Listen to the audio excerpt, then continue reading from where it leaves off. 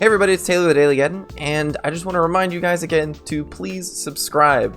There are people out there that are watching the videos that are not subscribed, and I know that's a huge amount of people right now. It's a whole maybe 5 people, but every one counts because I'm on my way to hopefully 100 subscribers. Right now we're at 28, and every single one counts. Thanks again for watching, and let's get into it.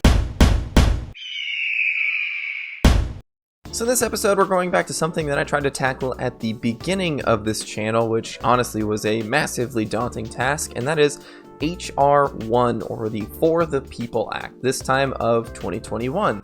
And what the For the People Act does, just in general terms, is that it tackles huge things like voter registration and money in politics and things like that, just massive issues. So it's a really long bill. It's super dense, so I'm going to try to chop it up into smaller segments, hopefully easily more digestible segments. And today we're going to talk about online registration, and only online voter registration. So before we get into what the bill is all about, I want to ask you guys how you feel about voter registration and the process, and more importantly, how you feel about updating your voter registration information and that process, because I know in particular I dread it. I feel like it's going to be something similar to the DMV, where when I move, I have to go into some kind of public building and talk to somebody who's working for the government and tell them all the information and update it there, rather than it just be online.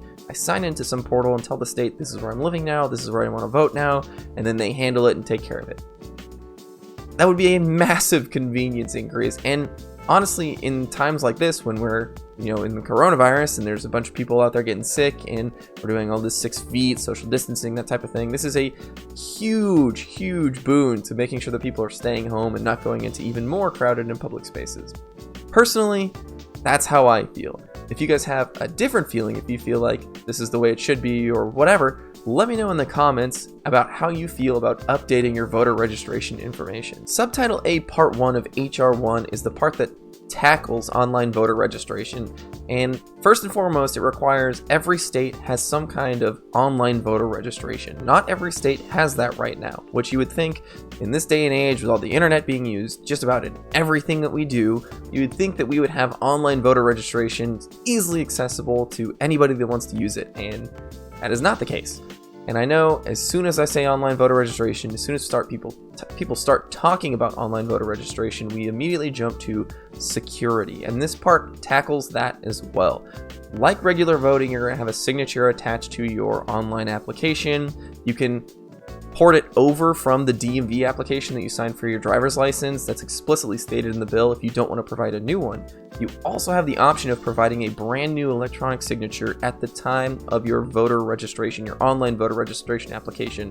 Or if you wanted to update your voter registration information, you can send in a new signature. For those people that can't do either one, that don't have a license or they don't want to send in an electronic signature, you can make a signature when you go to vote, basically. You can fill out the entire application, you go to vote, and they'll say, we need your signature, and then you provide it there. This bill also allows you to update all of this voter registration information. Like I was asking earlier in the video, this bill allows you to go online and just update your information there. So all of this stuff applies to both brand new registrations as well as changing your registration information. So with that being said, you can also change your voter registration information, and within 7 days, the state has to disposition on whether or not you are now a new registered voter or your voter registration information has been changed. So they'll give you a confirmation first off that they receive your voter registration information, and then within 7 days they'll reply back to you and say whether or not you are now registered or your stuff has changed. The bill requires that you submit your online voter registration information at a minimum of 28 days before the voting event you're trying to participate in. Now, if your state allows for a smaller window than that, you can comply with those state standards. Also, there is a chance for you to opt into receiving polling place information. So when you're actually registered and ready to vote, your state will be required to send you, if you elected to receive it, via email, the places that you are able to vote, the times that they can allow you to vote, and the things that you have to take in order to vote, things like identification, things of that nature. That's all I have for this video. Thank you again for watching. If you've made it this far in the video, please subscribe. I appreciate every single one, and I appreciate you watching.